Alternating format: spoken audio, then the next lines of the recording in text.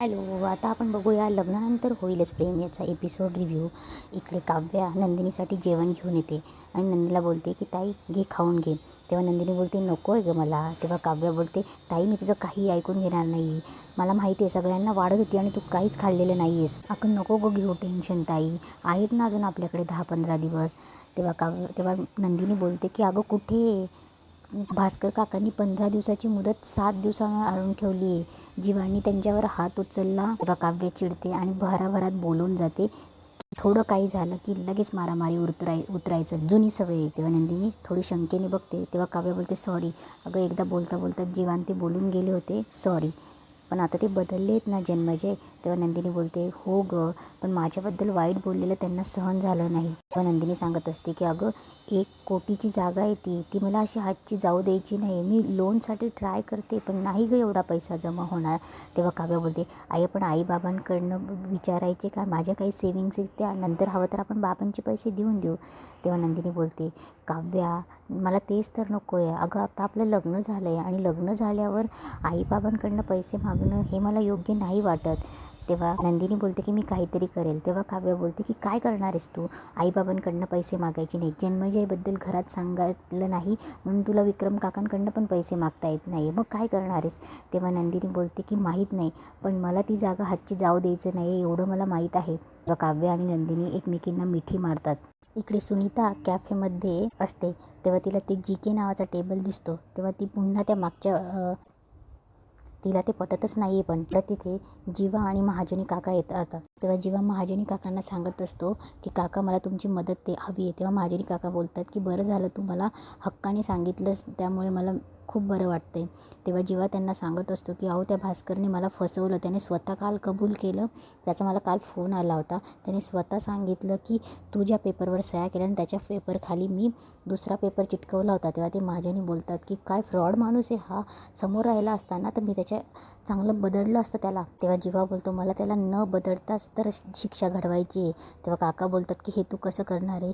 तेव्हा जीवा बोलतो ते सांगण्यासाठी तर मी तुम्हाला इथे बोलवले की आपल्याला करायचा आहे एक प्लॅन. तेव्हा ते बोलतात की प्लॅन, बापरे, हे ऐकूनच मला घाम फुटला. तेव्हा जीवा बोलतात की काका असं नका करू, माझी भिस्त तुमच्यावर आहे, मी तुमच्या भरोशावर आहे. तेव्हा जीवा त्यांना प्लॅन सांगतो. प्लॅन सांगत असताना तिथे सुनीता येते. तेव्हा सुनीता जीवाकडे बघून बोलते की बापरे, हा काव्याचा बॉयफ्रेंड. आता मानिनीला याचा फोटोच पाठवते. ती गुपचूप जीवाचा फोटो काढते आणि मानिनीला पाठवते. इकडे मानिनीला नोटिफिकेशन येतं. तेव्हा मानिनी फोन बघते आणि बोलते की सुनीताचा मेसेज, आणि तेवढ्यात तिला विक्रम मागून तिच्या केसात गजरा मारतो आणि तिचा फोन बघायचा राहतो. तेव्हा ती विक्रमला बोलते हे काय करतायत. तेव्हा विक्रम बोलतो की इतक्या वर्षात जे केलं नाही ते. तेव्हा विक्रम बोलतो मी माझ्या मनूसाठी गजरा आणला आहे, मला कौतुक तर असणारच ना माझ्या बायकोचं. तेव्हा मानिनी बोलते एवढं कौतुक नका करू, इतक्या दिवसामध्ये गॅप पडला आहे, ओव्हरलोडेड होईल. तेव्हा विक्रम बोलतो पण मी सुपर लोडेड आहे, त्याचं काय. ते दोघं एकमेकांचे कौतुक करत असतात.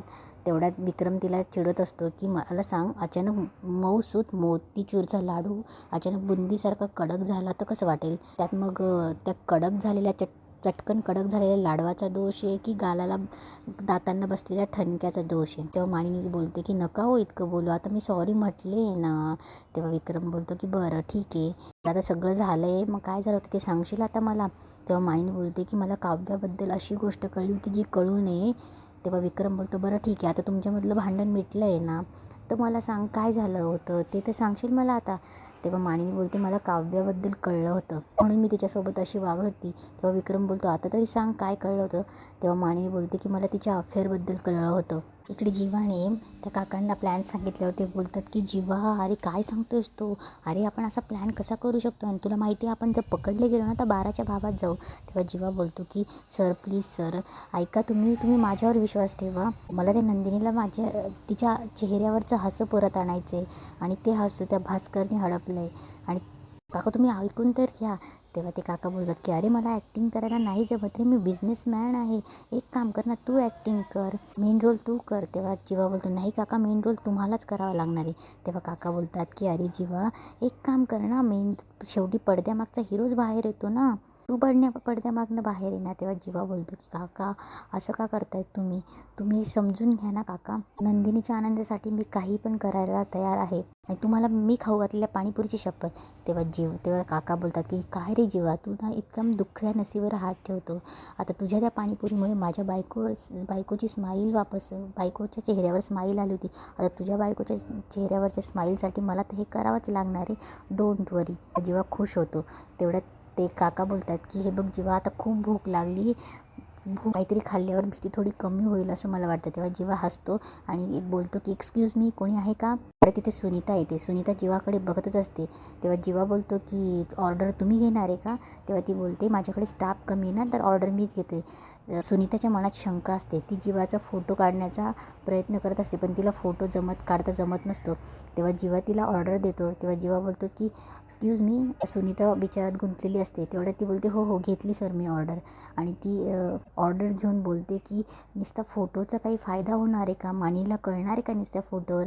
या फोटोसोबत जर या जीवासोबत ह्या मुलासोबत जर काव्य असती ना, तर त्या फोटोचा फायदा झाला असता. इकडे मानिनीला विक्रम बोलत असतो, अच्छा म्हणजे यामुळे तू पार्थपासून काव्याला दूर ठेवत होतीस, म्हणून तू काव्याला गेस्ट रूममध्ये घेऊन गेलीस. This is ridiculous, this is not acceptable, no. तेव्हा विक्रम चिडतो. तेव्हा मानिनी रडते आणि बोलते अहो खरंच मान्य आहे मला, माझं चुकलं अहो, पण मी आता स्वतः काव्याला तिची बॅग घेऊन पारच्या रूममध्ये सोडून आली ना. तेव्हा विक्रम बोलतो अगं पण सुना लेकीसारखे असतात मानिनी. आणि कोण ही सुनीता. अच्छा तुझी ती जुनी मैत्रीण. तुझी त्या जुनी मैत्रिणीचे विचारसुद्धा तिच्यासारखे जुने आहेत. आणि अशी मैत्रीण ही वाळवी असते, वाळवी. अशी वाळवी तुझ्या घराला कधी पोखरून टाकेल ना, तुला कळणारसुद्धा नाही. आय टेल यू, ही असली मैत्रीण असल्यापेक्षा नसलेली बरी, एक लक्षात ठेव. तेव्हा मानिनी बोलते बरोबर आहे तुमचं, मला मान्य आहे आहो.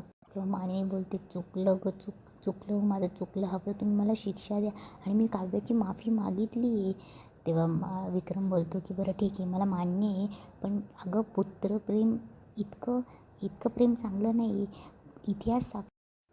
अगं पुत्रप्रेम चांगलं पण इतकं पण नाही. तुला चांगलं माहिती, इतिहास साक्षी की प्रभू रामचंद्रांना सुद्धा वनवास भोगावा लागला होता. ही गोष्ट चांगली नाही. जी गोष्ट पार्थ आणि काव्याने नवरा बायको म्हणून सोडवली, अशी त्यात तू मध्ये पडलीस. हे बघ तुला सांगतो मानिनी, आपण आता आपल्या मुलांची लग्न लावून दिली. आता आपण बॅक सीटवर येऊया. आई वडील असलो तरी लुडबुड नको चांगली त्यांच्या आयुष्यात. आणि हे बघ घरोघरी मातीचे चुले असतातच, पण आपणच तसं वागलं तर काय फरक आहे त्यांच्यामध्ये ना आपल्यामध्ये. तेव्हा मानिनी बोलते बरोबर आहे तुमचं. अर्थात काव्य थोडी फटकळ आहे हे मला मान्य आहे, पण ती एका सुसंस्कृत घरातून आली आहे. ती अशी वागू शकत नाही, हे तरी तुला कळायला हवं होतं. पण आता एक लक्षात ठेव, एक गोंगाट मनाशी बांधून ठेव. पार्थशिवाय काव्याच्या आयुष्यामध्ये आता कोणीही नाही आहे. जे काही मागचं असेल ते संपलं आहे सगळं आता. तेव्हा मानिनीला पुन्हा मेसेज येतात. मानिनी फोन उचलणार तेवढ्यात मोबाईल स्विच ऑफ होतो. तेव्हा ती बोलते अरे बॅटरी लो, स्विच ऑफ झाला फोन. तेव्हा विक्रम बोलतो अगं मग फोन चार्जिंगला लाव, ते सगळं चार्जिंग त्या रील्स बघण्यामध्ये संपवून टाकतेस. इकडे अनिशा आणि काव्य फोनवर बोलत असतात. तेव्हा अनिशा बोलते की अरे वा, म्हणजे आली तुझ्या सासूला अक्कल. तेव्हा काव्य बोलते की अनिशा वयाने मोठ्या आहेत त्या. तेव्हा अनिशा बोलते मग माझ्या मैत्रिणीची खडूस वागल्या. तेव्हा काव्य बोलते अगं पण लँग्वेज आणि नको गं. अगं तुला माहिती आहे मी त्यांना सांगितलं की तुम्हाला मी गोड शिक्षा देणार आहे, तुमच्या हाताचा शिरा खायचा आहे मला प्रसादाचा. आणि केला गं त्यांनी. अनिशा बोलते की काय गं, कालपर्यंत कडू कारल्यासारख्या होत्या काकू आणि आता लगेच शिऱ्यासारख्या गोड. तेव्हा काव्य बोलते की अगं आधीपासून त्या गोडच होत्या, पण आता चुकीचा वळसा घेऊन त्या इमोशनल वेने आल्या होत्या. अनिशा आपण पण तर रस्ता चुकतोच की गं प्रवासात, म्हणून आपण प्रवासाने गाडी सोडून देतो का.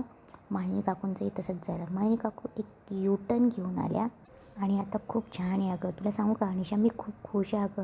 आणि तुला माहिती आहे वशू आत्या आणि रम्या काही बोलायला लागल्या ना तर आम्ही लगेच टीमअप होतो अगं, अगदी मैत्रिणीसारखं. अनिशा बोलते मी तुझी मैत्रीण ना. आणि आता पुन्हा जर तुझ्या मानिनी काकूंचं नाव घेतलं ना तर मी जेलस होईल आणि मी उपोषणाला बसेल. तेव्हा काव्य हसते आणि बोलते की ती फिल्मी आहेस गं तू. अनिशा आणि काव्य बोलत असतात. तेव्हा अनिशा बोलते की काव्य आता मोसम पण छान आहे आणि तुम्ही कुठे बाहेर पण नाही गेल्या, तर तुम्ही जा ना गं बाहेर दोघं, पार्थ जिजू आणि तू.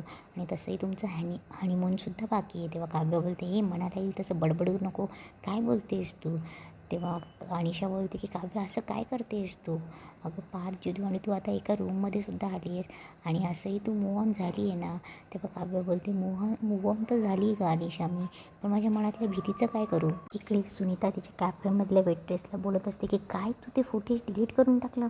अगं मला गेल्या 2 आठवड्यामधलं फुटेज डिलीट करून टाकलं, अगं मला विचारायचं तरी. तेव्हा ती बोलते की सॉरी मॅम, मेमरी फुल झाली होती म्हणून मी डिलीट केलं.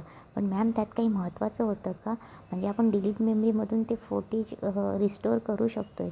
तेव्हा सुनीता बोलते काय, मग मला त्या 2 आठवड्याचं फुटेज लवकरात लवकर दे, कधी मिळेल ते. तेव्हा ती बोलते 2-3 दिवसात. तेव्हा सुनीता खुश होते. इकडे माणिनी फोन चार्जिंगला लावलेला असतो, फोन हातात घेते आणि सुनीताचे मेसेज बघते आणि तिथेच आजचा एपिसोड संपतो.